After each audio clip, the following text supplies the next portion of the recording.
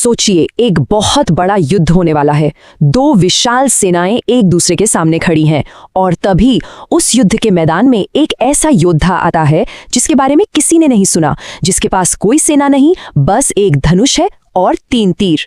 ये सवाल सुनने में थोड़ा अजीब लगता है ना, पर सच तो ये है कि इसी एक सवाल ने उस समय के सबसे बड़े बड़े रणनीतिकारों के भी होश उड़ा दिए थे। तो चलिए इस कहानी की गहराइयों में चलते हैं और समझते हैं कि आखिर ये माजरा था क्या।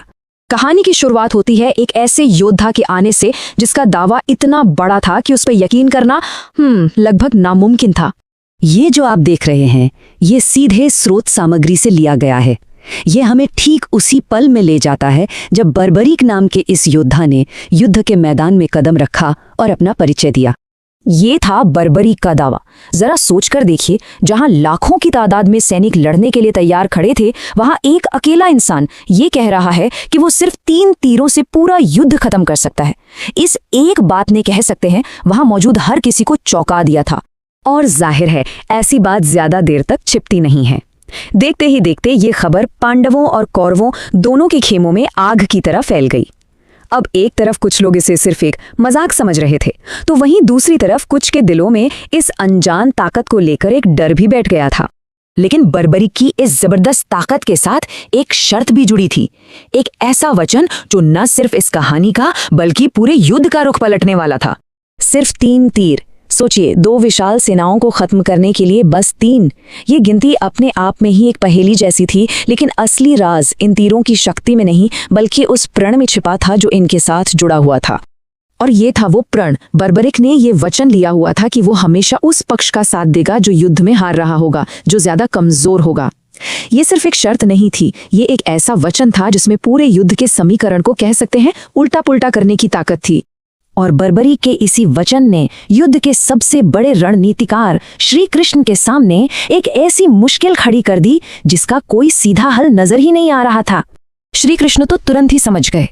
वो जान गए कि बर्बरीक का ये सीधा सा दिखने वाला वचन धर्म की स्थापना के लिए लड़े जा रहे इस युद्ध को पूरी तरह से बेकार कर देगा। ये एक तरह का रणनीतिक जाल था, एक ऐसा चक्रव्यूह जो जीत को हार से भी बुरा बना सकता था। अब इस स्थिति को जरा ध्यान से समझिए, क्योंकि इसमें कोई जीत ही नहीं सकता था। मान लीजिए अगर पांडव कमजोर पड़ते तो बर्बरीक अपनी प्रतिज्ञा के अनुसार उनकी तरफ से लड़ने लगता, लेकिन जैसे ही वो लड़ता उसकी शक्ति से पांडव पक्ष एकदम से शक्तिशाली हो जाता। और फिर क्या होता? बर्बरीक को अपनी प्रतिज्ञा निभाने के लिए पक्ष बदलकर शक्तिशाली हो चुके पांडवों के ही खिलाफ लड़ना पड़ता। नतीजा, पांडवों की ही हार। और अगर पांडव पहले से ही मजबूत होते तो बर्बरीक कौरवों का साथ देता, जिससे धर्म की स्थापना का मकसद ही खत्म हो जाता। मतलब हर हाल में युद्ध का असली उद्देश्य ही हार जाता। तो जब दूसरे बड़े नायकों को इस पूरी स्थिति की गंभीरता का अंदाजा हुआ तो उन्होंने इस अविश्वसनीय शक्ति का सामना करने का फैसला किया। जब ये खबर अर्जुन तक पहुंची तो उनकी और श्री कृष्ण की बातचीत से ये साफ पता चलता है कि इस दावे को लेकर सबकी सोच एक जैसी नहीं थी। हर कोई इसे एक ही नजरिए से नहीं देख रहा था। अर्जुन, जो खुद इतने महान धनुर्धर थे, उन्हें तो इस दावे पर बिल्कुल भी यकीन नहीं हुआ। उन्हें लगा कि ये सब बस एक बहाना है कि बर्बरीक सिर्फ अपनी प्रतिज्ञा को बचाने की कोशिश कर रहा है और असल में उसके पास कोई खास ताकत नहीं है। लेकिन श्री कृष्ण ने इस खतरे को बहुत गंभीरता से लिया। उन्होंने अर्जुन के शक के ठीक उलट कहा कि नहीं, इस योद्धा में कोई अलौकिक शक्ति है और इसे हल्के में नहीं लिया जा सकता। और उन्होंने प्रस्ताव रखा कि इसकी शक्ति का परीक्षण होना ही चाहिए। और यहीं पर आकर ये कहानी हमें एक बहुत बड़े सवाल के साथ छोड़ देती है। कोई ऐसी शक्ति को परखे भी तो कैसे, जो इतनी विशाल और इतनी विनाशकारी हो?